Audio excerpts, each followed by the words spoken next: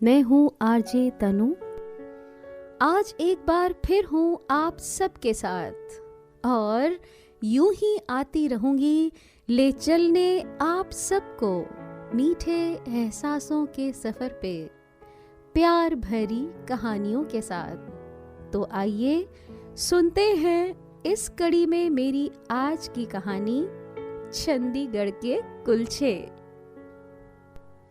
अन्विता ने अस्पताल में घुसते ही सबसे पहले यही सवाल पूछा, वो ठीक है ना?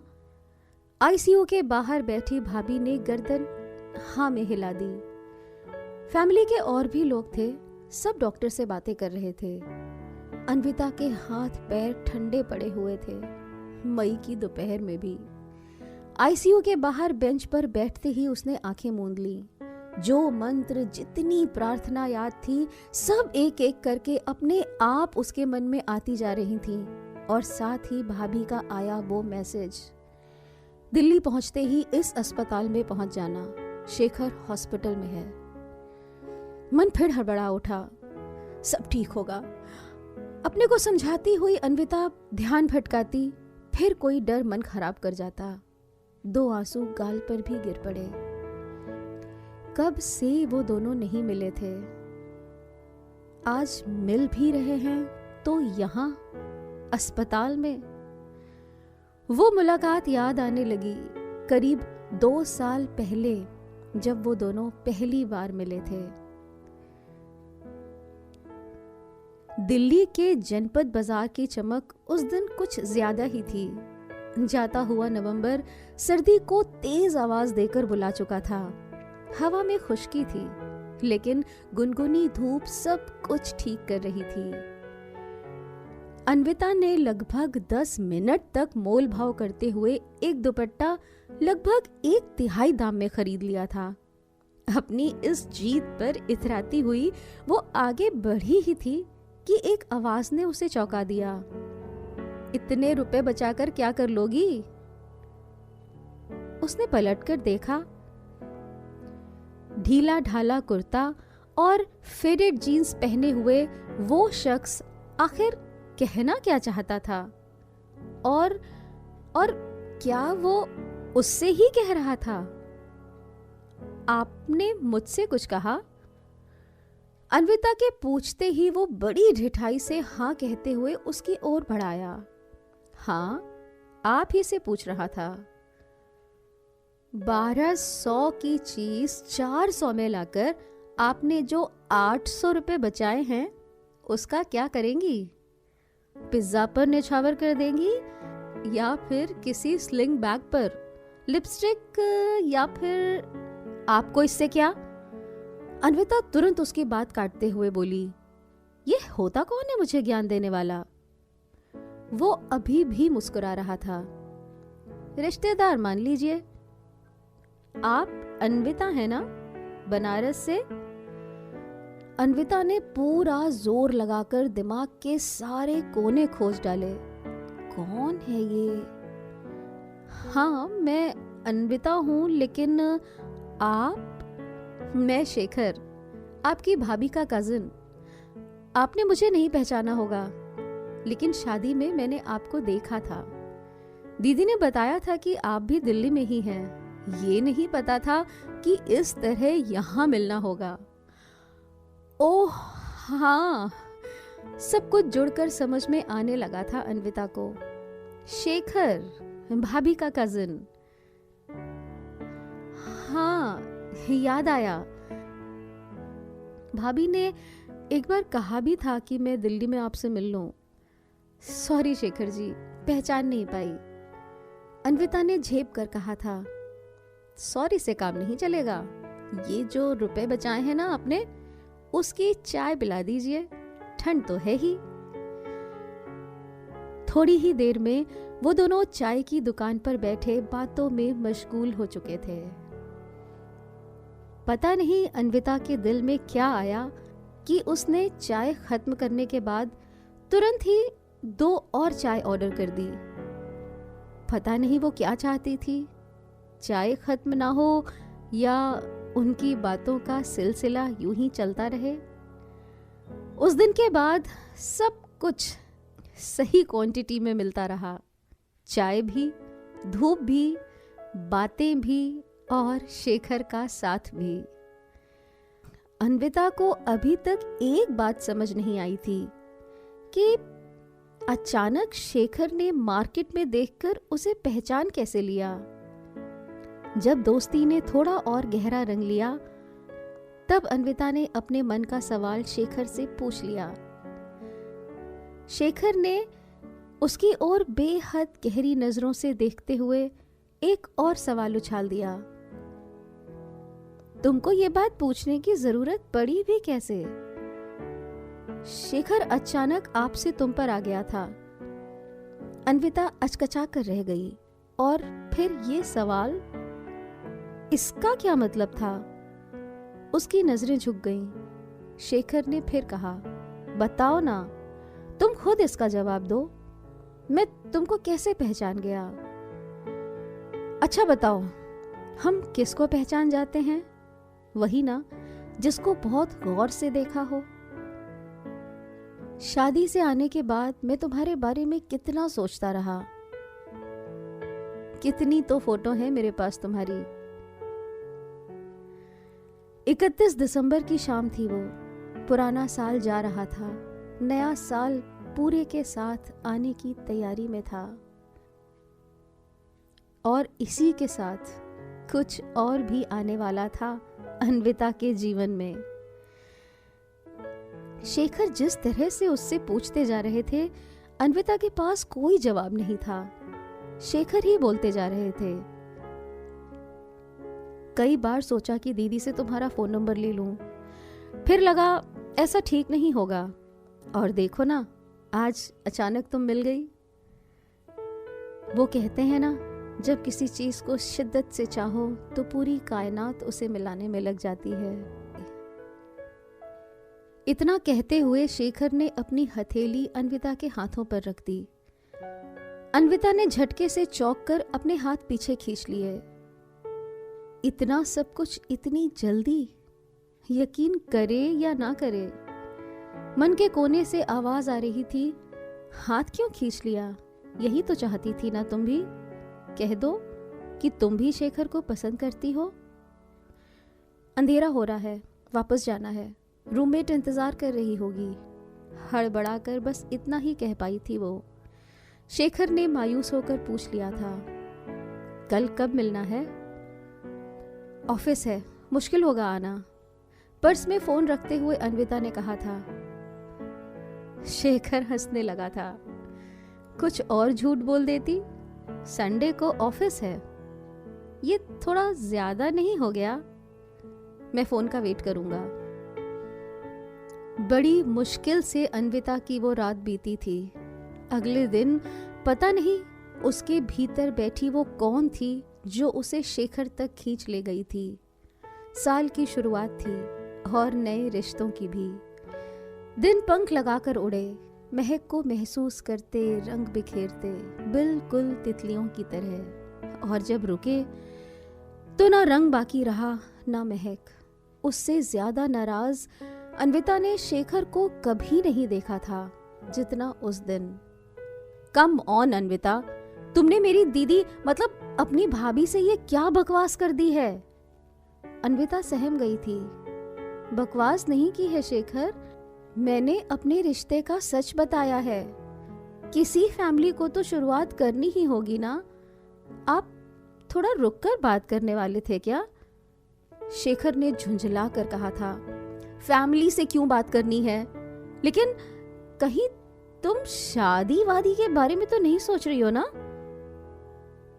बड़ी मुश्किल से अपना रोना रोक पाई थी अन्विता। हाँ, शादी के बारे में ही तो शेखर। शेखर हैरानी से उसका चेहरा ताकते रह गए थे। मुझे लगा कि तुम आज की लड़की हो, प्रोग्रेसिव सोच रखती होगी। तुम तो कम से कम इन बंधनों के बारे में नहीं सोचोगी, लेकिन निकली तुम भी वही। शेखर का कहा एक एक शब्द उस पर अंगारे बनकर गिरता रहा। बंधन, प्रोग्रेसिव सोच, क्या कहना क्या चाहते थे वो? कुछ दिन तो एक दूसरे को समझने समझाने में खर्च हुए, फिर जैसे जैसे दिन बीतते गए, दरकते रिश्तों के बीच बढ़ती खाई थोड़ी और चौड़ी होती गई, इतनी चौड़ी कि जिसको पाटना अब पॉसिबल नहीं था। इस शहर की जगह जगह शेखर का नाम अन्विता को चिढ़ाता रहता था। नौकरी बदली, शहर बदला, दुख ही था जो साथ रहा हर जगह। कुछ ही महीनों बाद अन्विता ने देश भी छोड़ दिया। कंपनी के नए प्रोजेक्ट से जुड़कर यूएसए जाना शायद किस्मत की ही कोई चाल रही होगी। नया देश, नया ऑफिस, नए कोलीग्स। उस दिन अन्विता पूरी टीम के साथ बैठी दिल्ली की खासियत बता रही थी कि तभी एक लड़का लगभग दौड़ता हुआ आकर उसकी टेबल के पास रुक गया। तुम भी दिल्ली से हो? हाय हाय, आई एम प्रणव। उसने गर्मजोशी के साथ हाथ आगे बढ़ा दिया था। अन्विता बस मुस्कुराकर रह गई थी। उससे बात करने में उसे बिल्कुल भी दिलचस्पी नहीं थी। एक आध बार पहले भी देखा था उसे। हर समय वही हंसी मजाक, मौज मस्ती, बड़ा अजीब सा लगता था उसे। वो उसे जितना भी टालने की कोशिश करती, अन्विता को लगता कि वो उतना ही ज्यादा आसपास रहने की कोशिश करता। उस शाम को भी वही हुआ। अन्विता ने घर जाने के लिए बैग उठाया ही था कि वो अचानक दिख गया। अरे, तुम अभी तक गई नहीं? चलो साथ में चलते हैं।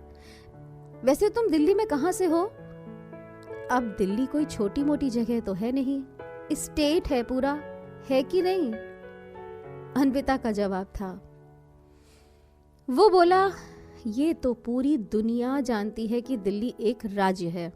ऐसा कौन सा राज बता दिया तुमने मुझे? अन्विता कम से कम जवाब देते हुए पार्किंग तक जा पहुंची। वो अभी भी वहीं था। इस वीकेंड हम लोग एक इंडियन रेस्टोरेंट में जा रहे हैं, तुम भी चलो प्लीज। बहुत अच्छा खाना, छोले कुलचे, एकदम दिल्ली वाले, मना मत करना। अन्विता मना भी नहीं कर पाई। कितने दिन हो गए थे बाहर निकले हुए, ढंग का इंडियन खाना खाए हुए। उसने तुरंत हाँ कर दी। अपनी इस जल्दबाजी पर उसे हैरानी भी हुई थी, लेकिन इससे भी ज्यादा हैरानी प्रणव के बताए हुए एड्रेस पर पहुंचकर हुई। वहां उन दोनों के सिवा ऑफिस का कोई भी नहीं था। बाकी सब अभी तक नहीं आए? अन्विता ने आसपास देखते हुए पूछा था। प्रणव ने नजरें चुराते हुए मेन्यू की ओर इशारा कर दिया था। बाकी लोगों का इंतजार तुम करो, मेरा इंतजार तो कुलचे कर रहे हैं। उस दिन उन दोनों ने कितना कुछ खाया, पेट भर चुका था पर मन नहीं भरा था। बातें दिल्ली की हुई, बातें दिल्ली की बाजारों की हुई, फिर घर परिवार तक बढ़ गईं। मैं दिल्ली में रही हूँ काफी समय तक, फिर शिफ्ट हो गई थी, अन्विता ने बताया। उसके बताते ही प्रणव ने चौंक कर पूछा, कोई दिल्ली कैसे छोड़ सकता है? कहते हैं कि जब दिल टूटता है तभी दिल्ली छूटती है। कहते ही उसने जैसे ही एक ठहाका लगाया, ठीक उसी वक्त अन्विता का चेहरा सफेद हो गया। 10 मिनट के अंदर ही वो वहां से निकल आई थी, लेकिन पूरी रात दिल्ली की उन्हीं यादों में डूबती उतरती रही थी। अगले दिन संडे था। बिस्तर में दुबकी रही, मन भी दुबका रहा, सहमा सहमा, भीगा भीगा। कितने phone calls, message beep beep करके उपस्थिति दर्ज कराते रहे, वो जैसे वहां थी ही नहीं। अगले दिन ऑफिस पहुंचते ही टेबल देखकर चौंक गई थी अन्विता। सफेद फूलों का एक गुच्छा और आई एम सॉरी लिखा एक कार्ड। उसने जैसे ही कार्ड हाथ में लिया, ठीक तभी सॉरी लिखने वाला उसके क्यूबिकल के पास आकर रुक गया। मुझे पता है मैं बोलने से पहले सोचता ही नहीं, ट्राई करूंगा कि ये आदत बदल पाऊं। I am sorry. बोलते हुए प्रणव ने अपने कान पकड़ लिए। खुद को रोकते रोकते भी हंस पड़ी थी अन्विता। उसे यकीन नहीं हुआ, लेकिन ऐसा हुआ था। थैंक्स का एक कार्ड प्रणब की टेबल पर अन्विता भी रखाई थी, जिसके बाद उसने फिर से छोले कुलचे खाने की जिद कर डाली। एक बार फिर वो दोनों वहीं बैठे थे और फिर से वही बात छेड़ दी थी। इस बार अन्विता ने उसे सब कुछ सिलसिलेवार बता दिया। बस ये सब हुआ और फिर ब्रेकअप के बाद दिल्ली छूट गई। अन्विता ने कहा, अब तुम ठीक हो? प्रणव ने बहुत भोलेपन से पूछा था। अन्विता ने एक गहरी लंबी सांस खींचकर कहा, हाँ, अब ठीक हूं। मुझे नहीं लगता था कि तुम इतने सेंसिटिव हो सकते हो। और भी बहुत कुछ था जो अन्विता नहीं समझ पाई थी। वो वैसा नहीं था जैसा उसे लगता था। हंसी मजाक करता वो लड़का भीतर से कितना संजीदा था, ये वक्त बीतने के साथ अन्विता को पता चला। कितना ज्यादा ध्यान रखता था उसका, मानो वो कांच की बनी हुई हो। अक्सर पूछता था, तुम उदास तो नहीं हो ना? उन दोनों की दोस्ती गहरी होती चली गई। एक दिन प्रणव उसके घर आया और बोला, अन्विता, घुमा फिरा कर बात करना मुझे नहीं आता। बस यही कहना चाहता हूँ कि आगे की जिंदगी तुम्हारे साथ बिताना चाहता हूँ, हमेशा। अन्विता उसका चेहरा ही देखती रह गई थी। उसने फिर कुछ परेशान होते हुए बोला, समझ जाओ ना, शादी के लिए कह रहा हूँ। अब ऐसे साइलेंट मत रहो, कुछ तो कहो। अन्विता कुछ भी कहने की स्थिति में नहीं थी। अतीत उसका पीछा नहीं छोड़ रहा था और ऐसे सुनहरे भविष्य को खोने का भी मन नहीं था। अन्विता, कुछ तो बोलो यार, प्रणव ने फिर कहा। अन्विता बोली, प्रणव, शेखर को मैं अभी भुला नहीं पाई हूँ। किसी नए रिश्ते की आधी अधूरी शुरुआत नहीं करना चाहती। मुझे थोड़ा समय दो प्लीज। प्रणव उसके पास आया और बोला, मैं जवाब का इंतजार करूंगा। इंडिया जा रही हो ना? अगर मैं बहुत याद आऊं तो वापस आकर हाँ बोल देना। उसकी इस समझदारी भरी बात से आंखें छलक आई थीं उसकी। वो रास्ते भर उसी के बारे में सोचती रही थी। क्या पता था कि नया रिश्ता जुड़ने से पहले अतीत आकर इस तरह खींच ले जाएगा। भारत आकर शेखर की खबर मिली और वो सीधा अस्पताल पहुंच गई। जिसको उसने कभी इतना टूट कर चाहा था, वो इस समय अस्पताल के आईसीयू में था। बस इतना सुनने के लिए उसके कान तरस रहे थे कि कोई तो आकर उससे कह दे कि शेखर अब खतरे से बाहर है। अन्विता वहीं अस्पताल के पास ही एक होटल में कमरा लेकर रहती रही और अस्पताल में जी जान से शेखर की सेवा करती रही और कुछ ही दिनों में शेखर ठीक हो गया। एक दिन शेखर तकिए का सहारा लेकर बैठने लगा तो थोड़ा झुक गया। अन्विता ने तुरंत उसको संभाल लिया। शेखर ने उसकी आंखों में झांककर कहा, तुम्हारे बिना मैं संभल नहीं पाता हूँ। अन्विता ने कोई जवाब नहीं दिया, बस इतना पूछा, ठीक हो ना? शेखर कहीं दूर देखते हुए बोला, तुम इंडिया कब आ रही हो? मेरा मतलब हमेशा के लिए? कुछ और महीने लगेंगे क्या? क्यों? अन्विता ने पूछा तो उसके चेहरे पर मुस्कान फैल गई। बोला, तुमसे शादी करनी है मुझे। अन्विता बोली, शेखर, आपने कभी जानना नहीं चाहा कि आपके जाने के बाद मैं कैसे रही। नहीं, मैं दीदी से, मतलब तुम्हारी भाभी से पूछता रहता था। शेखर ने निश्चिंत होकर बोला। अन्विता ने बीच में ही टोक दिया, क्या पता चलता रहा आपको? शेखर बोला कि यही कि तुम दिल्ली छोड़कर दूसरे शहर में शिफ्ट हो गई थी, उसके बाद तुम अमेरिका चली गई थी किसी प्रोजेक्ट में, यही सब तुम्हारा हालचाल। अन्विता ने एक गहरी सांस खींचकर कहा, नहीं शेखर, हालचाल ये नहीं होता। आपके जाने के बाद क्या हुआ मैं आपको बताती हूँ। मैं डिप्रेशन में चली गई थी। बहुत दिन मैंने मेडिकल हेल्प ली, तब जाके मैं ठीक हो पाई। मैं बहुत दिनों तक बीमार रही हूँ और मेरे साथ साथ मेरे मम्मी पापा भी इस तकलीफ से गुजरे हैं। शेखर एकदम हड़बड़ा गया। उसके चेहरे पर गिल्ट साफ दिखाई दे रहा था। मैं जानता हूँ अनविता, मैं गलत था, लेकिन मेरा यकीन करो, अब मैं सब कुछ ठीक कर दूंगा। तुम यहाँ मेरे लिए आई हो ना? अनविता ने मुस्कुराते हुए कहा, आप भगवान नहीं हैं शेखर, कि जब आप चाहेंगे बिगाड़ देंगे और जब आप चाहेंगे सब ठीक कर देंगे। कुछ मेरे हाथ में भी रहने दीजिए। आप अपनी तबीयत पर ध्यान दीजिए। अपना बिगड़ा हुआ मैं खुद ठीक कर लूंगी। इतना कहकर वो वहां से चल दी। एक बार पलटकर शेखर की तरफ देखा। उसका चेहरा उदास था, लेकिन अब वो अनविता को विचलित नहीं कर पा रहा था। अस्पताल से होटल तक जाते हुए उसने घड़ी देखी। इस समय अमेरिका में रात होगी, तो क्या हुआ, जगा देती हूँ। उसने प्रणव को फोन मिला दिया। प्रणव ने हड़बड़ाकर वीडियो कॉल उठाई। क्या हुआ, इतनी रात को? सब ठीक है? Are you okay? हाँ प्रणव, कुछ अर्जेंट बात थी। अनविता अपनी हंसी रोक रही थी। वो चौंक कर बोला, जल्दी बोलो ना। अनविता बोली, बस मैं यही सोच रही थी कि शादी के बाद हम चंडीगढ़ बस जाएं तो वहाँ के छोले कुलचे बहुत अच्छे होते हैं, दिल्ली से भी ज्यादा अच्छे। इतना बोलते हुए वो खिलखिला के हंस उठी। प्रणव का चेहरा इस समय देखने लायक था। हैरानी से खुली हुई आंखें, लेकिन कोई रोशनी आकर उनको घेर चुकी थी। और अनविता का चेहरा, वो तो इस समय खुद ही सच्चे प्यार की रोशनी से चमक रहा था।